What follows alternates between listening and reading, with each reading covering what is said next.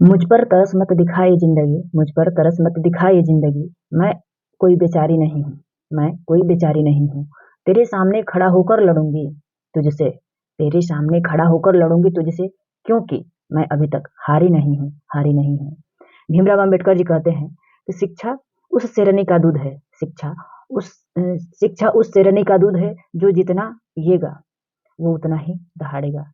Hello दोस्तों, नमस्कार। मैं हूं Anju Yadav, learn with India 2024 के ऑनलाइन क्लास में आप सभी का स्वागत करते हैं। दोस्तों, ये हमारा करंट अफेयर्स का सेशन है। इसमें हम लोग डेली बेस पे करंट अफेयर्स को डिस्कस कर रहे हैं। इससे पहले हमारा करंट अफेयर्स का क्लास चला गया है। उसको आप देखना चाहते हैं तो मैं अपने कमेंट बॉक्स में पिन कर दूंगी, उसको जाकर देख लीजिएगा। और करंट अफेयर के साथ साथ जो भी स्टैटिक जीके या अन्य करंट अफेयर्स के सवाल बनेगा उसका भी हम लोग डिस्कस करेंगे। और ये प्रश्न सभी परीक्षाओं के लिए अत्यंत महत्वपूर्ण है। वर्तमान समय में सभी परीक्षाओं में करंट अफेयर्स पूछा जाता है, जैसे C TET, UP TET, police, SSC, railway, अन्य परीक्षाएं, बीपीएससी, यूपीएससी, सभी परीक्षाओं के लिए अत्यंत महत्वपूर्ण प्रश्न है। मैं जो भी प्रश्न लाती हूँ वो ऑथेंटिक होता है और कोशिश करती हूँ कि जो भी दूँ अच्छा दूँ और जो भी दूँ पूरा दूँ कंटेंट। आज का प्रश्न, जैसे हाल ही में कहाँ पे ज्वालामुखी उद्गार हुआ है और लेजर ड्रैगन हाल ही में लेजर ड्रैगन फायर का परीक्षण किस देश ने किया है? हाल ही में शक्तिशाली ज्वालामुखी विस्फोट के बाद चर्चा में रहे रेक्जम प्रायद्वीप का संबंध किस देश से है? ये है ज्वालामुखी वाला क्वेश्चन।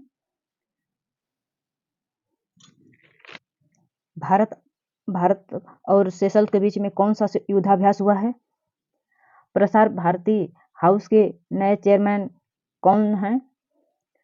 रतन टाटा जी को पीवी सिन्हा राव पुरस्कार सम्मान से सम्मानित किया गया है, वह कहाँ किया गया है? आंतरिक शांति में विश्व शांति समारोह का आयोजन कहाँ किया गया है? और आज के प्रमुख प्रश्न हैं। इन्हीं प्रश्नों को हम लोग आगे की वीडियो में डिस्कस करेंगे। और मैं कल प्रश्न पूछी थी, उसका मैं जवाब भी बताऊंगी और आप लोगों के लिए होमवर्क भी दूंगी। आप लोग मेरे सेशन में बने रहिए और अधिक से अधिक सपोर्ट। मेरे चैनल पे नए हैं तो सब्सक्राइब कर लीजिए, उसके साथ साथ जरूरतमंदों को शेयर करिए और पसंद आए वीडियो तो लाइक भी करिएगा, लाइक शेयर जरूर करिएगा। करंट अफेयर्स क्लास नंबर 5 है आज का पहला प्रश्न है, हाल ही में लेजर ड्रैगन फायर का परीक्षण किसने किया है, किस देश ने किया है? प्रश्न दिया है, हाल ही में लेजर ड्रैगन फायर का परीक्षण किस देश ने किया है? उत्तर कोरिया, चीन, ब्रिटेन, इजराइल। तो ड्रैगन फायर परीक्षण ब्रिटेन ने किया है, ऑप्शन नंबर सी सही होगा। इसके बारे में जो और महत्वपूर्ण प्रश्न है उनको भी देख लेते हैं। ये ड्रैगन फायर का एक तस्वीर है। ब्रिटेन ने मिसाइलों को नष्ट करने वाले लेजर हथियार ड्रैगन फायर का परीक्षण किया है। ड्रैगन फायर प्रति शॉट 1056 रुपये से भी कम लागत पर दुश्मन के विमान और मिसाइलों को मार गिराएगा। जो ड्रैगन फायर का उसके अंदर काबिलियत है उसके बारे में बताया जा रहा है कि एक शॉट करने में 1056 रुपया का लागत आएगा और दुश्मन के विमान और मिसाइलों को मार गिराएगा। ड्रैगन फायर 1 किलोमीटर दूर से सिक्के जितने छोटे लक्ष्य को मारने की सटीकता रखता है। मतलब 1 किलोमीटर दूर यदि कोई सिक्का, जो आपका सिक्का होता है पैसा, उतना छोटा है तो 1 किलोमीटर दूर से ही उसका निशाना लगाकर उसको सटीकता रख सकता है। यूके ने अत्याधुनिक तकनीक को वायु रक्षा के लिए संभावित गेम चेंजर और अत्याधुनिक हथियार कहा है। जो ड्रैगन फायर है इसको वायु रक्षा के लिए संभावित गेम चेंजर और अत्याधुनिक हथियार कहा है। तो इस तरह इस प्रश्न का उत्तर ड्रैगन फायर का परीक्षण ब्रिटेन ने किया है। प्रश्न नंबर दूसरा है, हाल ही में सेंट्रल पिक दिवस कब मनाया गया है? 15 मार्च को, 16 मार्च को, 17 मार्च को, 14 मार्च को। तो सेंट्रल पैट्रिक दिवस 17 मार्च को मनाया गया है, ऑप्शन नंबर सी सही होगा। ये सेंट पैट्रिक जी हैं, इनके मृत्यु दिवस पर यह मनाया जाता है। इस दिवस के माध्यम से हम लोग मार्च महीने में जितने भी दिवस हैं उनको भी देख लेते हैं। 1 मार्च को विश्व वन्य जीवन मनाया जाता है, वन्य जीव दिवस मनाया जाता है, विश्व सरोवर दिवस मनाया जाता है। 4 मार्च को राष्ट्रीय सुरक्षा दिवस, 6 मार्च को घाना स्वतंत्रता दिवस, 7 मार्च को जन औषधि दिवस, 8 मार्च को अंतर्राष्ट्रीय महिला दिवस, 10 मार्च को CISF दिवस तथा अंतर्राष्ट्रीय महिला न्यायाधीश दिवस मनाया जाता है। 11 मार्च को वर्ल्ड प्लम्बिंग डे मनाया जाता है। 12 मार्च को मॉरिशस दिवस, 13 मार्च को धूम्रपान निषेध दिवस, 14 मार्च को विश्व किडनी दिवस, विश्व मानव विज्ञान दिवस तथा 15 मार्च को विश्व उपभोक्ता दिवस, विश्व उपभोक्ता अधिकार दिवस और 16 मार्च को राष्ट्रीय टीकाकरण दिवस और 17 मार्च को सेंट पैट्रिक दिवस मनाया जाता है। दिवसों से प्रश्न परीक्षाओं में बहुत पूछे जाते हैं। मैं कोशिश करती हूँ कि सभी दिवसों को रिपीट करो, मतलब बार बार रिपीट करने से याद हो जाएगा। तो सेंट पैट्रिक दिवस 17 मार्च को मनाया जाता है। प्रश्न नंबर 3 है, हाल ही में शक्तिशाली ज्वालामुखी विस्फोट के बाद चर्चा में रहे रेकजम्स यहाँ पे रेकजेंस प्रायद्वीप का संबंध किससे है? रेकजेंस प्रायद्वीप का संबंध किससे है? Iceland, Philippines, Japan, Indonesia. तो हाल ही में शक्तिशाली ज्वालामुखी जो हुआ है रेकजेंस प्रायद्वीप में, उसका संबंध आइसलैंड से है। यह ज्वालामुखी सक्रिय ज्वालामुखी है। इसमें बहुत ही मतलब उद्गार बार बार हो रहा है। आइसलैंड के रेकजेंस प्रायद्वीप में ज्वालामुखी विस्फोट के बाद आइसलैंड में आपातकाल की घोषणा हो गई है। रेकजेंस प्रायद्वीप में जो ज्वालामुखी हुई है उसी कारण आइसलैंड में आपातकाल की घोषणा हो गई है। आइसलैंड में सक्रिय 33 ज्वालामुखी प्रणालियां हैं। यह मध्य अटलांटिक रिज के नाम से जाना जाता है। जो आइसलैंड में 33 सक्रिय ज्वालामुखियां हैं उसे मध्य अटलांटिक रिज के नाम से जाना जाता है। 2021 में यह 2021 से अब यह 7वां विस्फोट है जो इसमें रेकजेंस प्रायद्वीप में हुआ है। वह 2021 से 7वां विस्फोट है।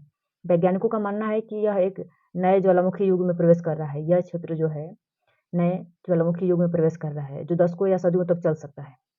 आइसलैंड में सबसे विनाशकारी घटना जो ज्वालामुखी से हुई थी वह 2010 में हुई थी। वो है आइज़फजल्लाजोकुल। जो विनाशकारी घटना हुई थी वो उसका नाम बहुत बड़ा है, आइज़फजल्लाजोकुल ज्वालामुखी विस्फोट था। और आइसलैंड की राजधानी क्या है?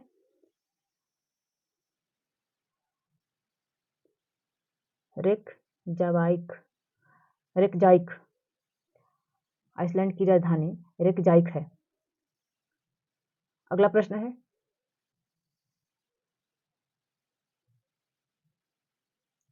जो आइसलैंड की राजधानी है इसको मैं कल मतलब सुधार करके दे दूंगी। मैं प्रिंट की थी तो सही था लेकिन एडिट करने में थोड़ा दिक्कत हो गया है।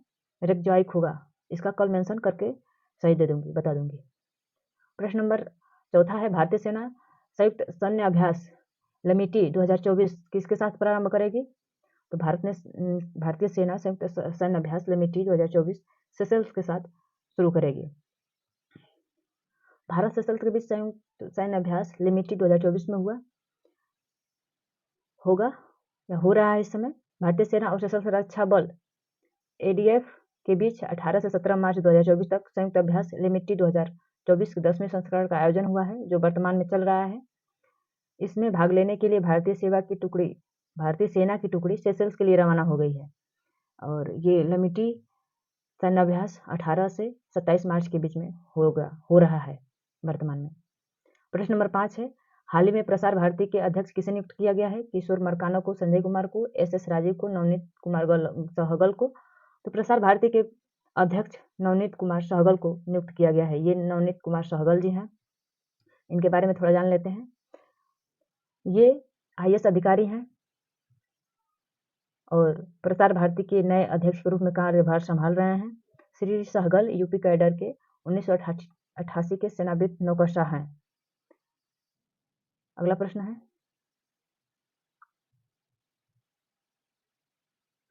प्रश्न नंबर 6 है, हाल ही में लॉन्च वैकल्पिक ऑटो ईंधन इथेनॉल 100 किससे संबंधित है? हिंदुस्तान पेट्रोलियम से, भारत पेट्रोलियम से या ONGC से या इंडियन ऑयल से?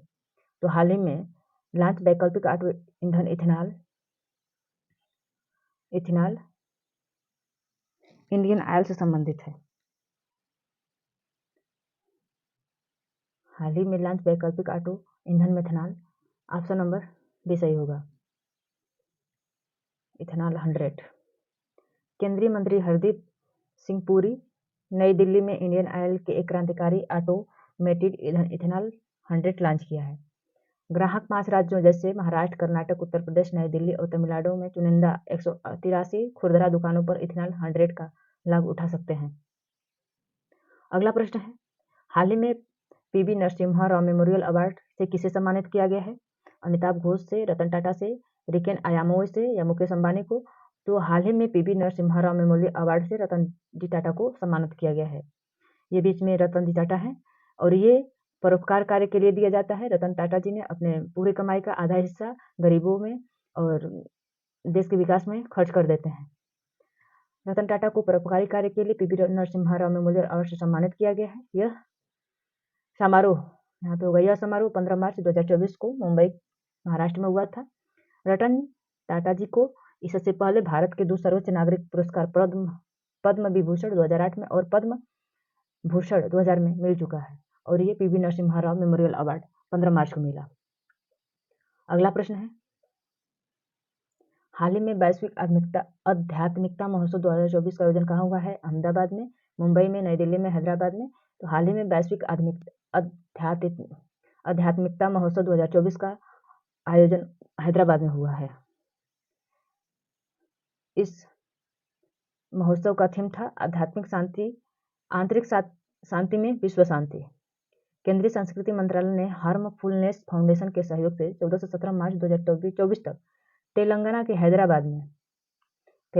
हैदराबाद में आध्यात्मिक नेताओं की एक सभा वैश्विक आध्यात्मिकता महोत्सव 2024 का आयोजन किया। इसका थीम था आंतरिक शांति में विश्व शांति। विषय के साथ वैश्विक आध्यात्मिकता महोत्सव का उद्देश्य अंतर धार्मिक संवाद को बढ़ावा देने और सभी उम्र के व्यक्तियों को उनके दैनिक जीवन में आध्यात्मिकता से जोड़ना है। इसका मुख्य उद्देश्य है। अगला प्रश्न है, 9वां प्रश्न है, हाल ही में चुनाव आयोग ने पीढ़ी श्रेणी में किसे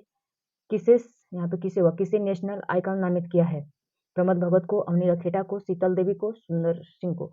तो हाल ही में चुनाव आयोग ने पीडब्ल्यूडी श्रेणी में नेशनल आइकॉन नामित शीतला देवी को किया है। ये शीतला देवी का पिक है।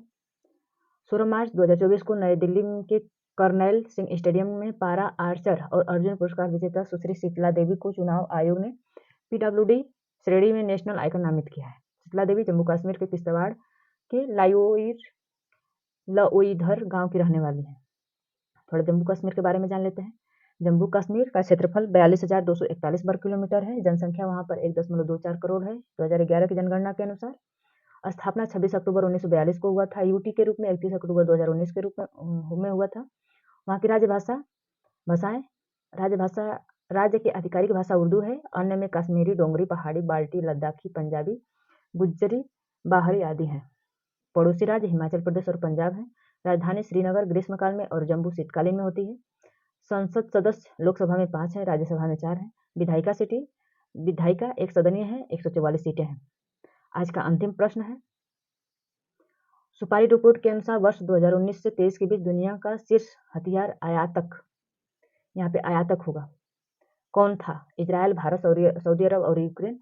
तो सुपारी रिपोर्ट के अनुसार 2019 से 23 के बीच में दुनिया का सिर्फ हथियार आयातक देश शीर्ष होगा, यहाँ पे भारत है। इसका उत्तर ये होगा। आइए थोड़ा इन देशों के बारे में जान लेते हैं। इजरायल की राजधानी कहाँ पर है? जेरूसलम है। प्रधानमंत्री बेंजामिन नेतन्याहू है। राष्ट्रपति इसहाक हर्जोग है। मुद्रा इजरायली नई शकेल है। भारत की राजधानी नई दिल्ली है। प्रधानमंत्री नरेंद्र मोदी जी हैं। राष्ट्रपति द्रौपदी मुर्मू है। मुद्रा रुपया है। सऊदी अरब की राजधानी रियाद है। राष्ट्रपति मोहम्मद बिन सलमान अल सऊदी है और मुद्रा सऊदी रियाल है। यूक्रेन की राजधानी कीव है। प्रधानमंत्री डेनिस शमिहाल है। राष्ट्रपति वोलोडिमिर जेलेंस्की है और मुद्रा यूक्रेनिया रिबनिया है। कल का प्रश्न, हाल ही में राष्ट्रीयकरण टीका दिवस कब मनाया गया था? तो 16 मार्च को मनाया गया था राष्ट्रीयकरण दिवस टीका। और आज का प्रश्न, यदि आप लोग वीडियो को ध्यान से देखे होंगे तो इस प्रश्न का उत्तर आप लोग कमेंट बॉक्स में जरूर करिएगा। यदि नहीं देखे हैं तो 1 से 2 बार रिपीट करके देख लेंगे। बार बार देखेंगे तो दिमाग में बैठ जाएगा। और यदि आपको प्रश्न का उत्तर विस्तृत में लिखेंगे तो और ही अच्छा रहेगा।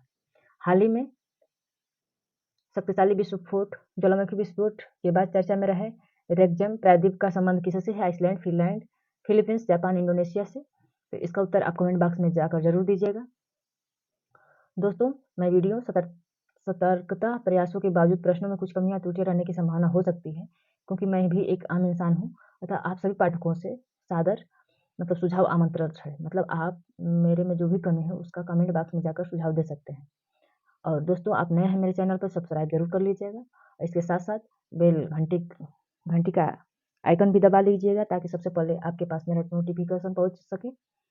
और लर्न विथ इंडिया 2024 हमेशा आपके साथ है। आप जैसा कहेंगे, जैसे कहेंगे वैसे आपके यहाँ सेवा हाज़िर रहेगा।